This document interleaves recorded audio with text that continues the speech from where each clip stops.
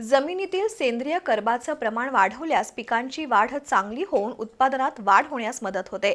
यासाठी शेतकऱ्यांनी शेणखताचा नियमित वापर करावा, तसंच शेतात तागाचं पीक घेऊन ते जमिनीत गाडावं आणि जीवामृताचा वापर करावा। सेंद्रिय घटकांचा वापर केल्यानंतर रासायनिक खतांचा वापर टाळल्यास जमिनीची सुपीकता टिकवून ठेवण्यास मदत होईल, असा सल्ला प्रगतशील शेतकरी भरत पाटील यांनी दिला।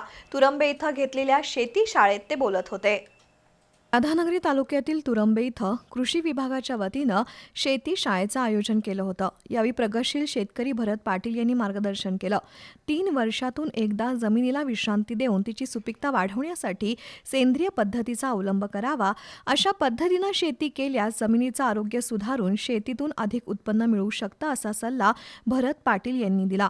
तर कृषी सेवक स्नेहल खतकर यांनी जमिनीत सेंद्रिय कर्ब वाढवल्यास पिकांची वाढ चांगली होते, त्यातून अधिक उत्पन्न मिळतं। त्याचबरोबर जमिनीत शेणखताचा वापर करण्याचा सल्ला त्यांनी दिला। कार्यक्रमाला कृषी सेवक स्नेहल खतकर, भरत देवर्डेकर, राजू तहसीलदार, संतोष बुटाले, अरविंद नलवडे, वसंत तहसीलदार, इरफान मुल्लाणी यांच्यासह शेतकरी उपस्थित होते।